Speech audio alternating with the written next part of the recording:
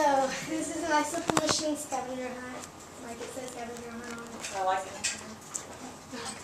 And the standard is demonstrate the effect of simple machines on work. And the 6 simple machines are lever, wheel and axle, screw, pulley, incline plane, and wedge.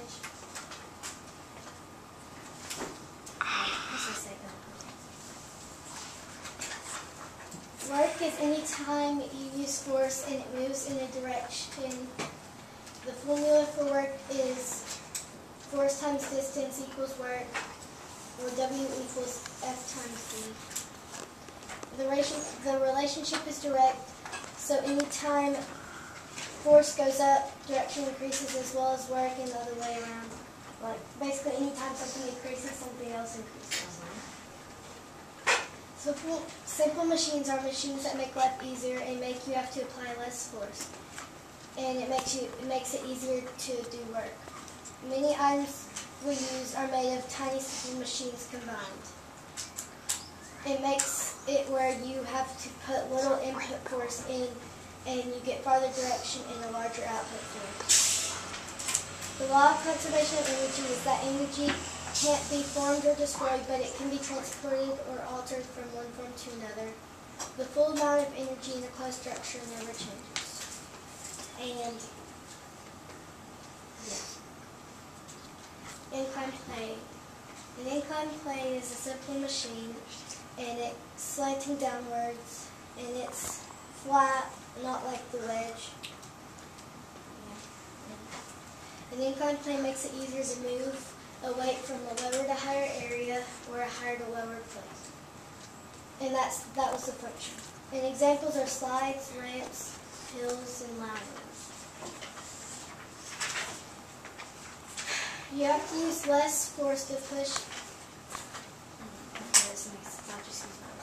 You have to use less force to push, and then the distance increases, and then work is easier. So you have to put less input force in, and the direction goes farther, increasing the output force.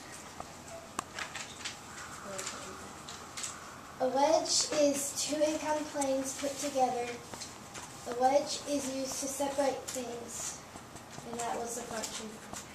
Examples are doorsteps, axes, and knives. Is that how you say axes? Axes? Or axes, yeah. Axes. You don't have to use a lot of input force to go into the object, and the direction of the items will go 2 separate ways, and output force increases, making force easier to apply and distance greater, making work easier. The screw is a simple machine that is an inclined plane wrapped around the cylinder, and also the tip of it is like a wedge.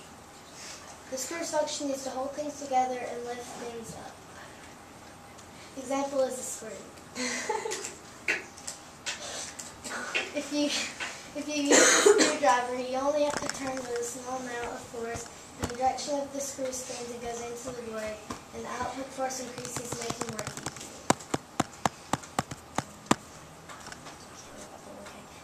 The pulley is a simple machine, and it uses wheels and ropes to lift objects easier, and that's its main function. Examples are cranes and blinds. And like, you know that thing where you, in the weightlifting thing where you pull it up and the thing goes up and there's a pulley on it? And when you pull the rope, which is input force, the direction goes up, and so does the output force, and the output force increase. So it goes up, and it's easier to do so with a pulley, depending on the pulley system chosen. On a fixed pulley, the input and output force is this. No, it's not. They all have mechanical advantage, and you put in less input force, and you get more output force in the direction. And it makes stuff easier to lift, but it's easier when you have more wheels and a longer rope. An immovable pulley doesn't change direction, but increases force. I don't know if that's true. Force also increases distance over which the input force must be. And then the blocking tackle, it's depending on number of wheels, is depending on how bigger. Why are you shaking your head? Depending on how many wheels and the longer the rope, depends on how good the mechanical rig is. The lever is a simple machine, which is a bar that rotates on a fulcrum, which is a fixed point. Levers also help you move items that are very heavy, and that's its function. Examples are crowbars and scales, and when you lift weights like this. The first class lever puts input force on opposite side of the load, direction increases, output force increases, depending on where the fulcrum is located. And in class 1, the fulcrum is located in the middle, the load is on one side and the effort is on one side. Well, like the force is on one side. The second class lever don't change the direction of the input force, but they allow you to apply a smaller amount of force than the force exerted by the load. Because the output force is greater than the input force, you must exert the input force over a greater distance. And the fulcrum is on one side, the effort, which is the force, is pushing up on one side, and the load is pushing down in the middle. Third class levers do not change the direction of force. They always produce a gain in speed and distance and an equal increase in force. Output force is less than input force. Fulcrum's on one side, the force is in the middle, and the load's on the opposite side. Wheeling axle is a simple machine with two round objects of different sizes, and they're both circle. Its main function is to make moving objects easier to move.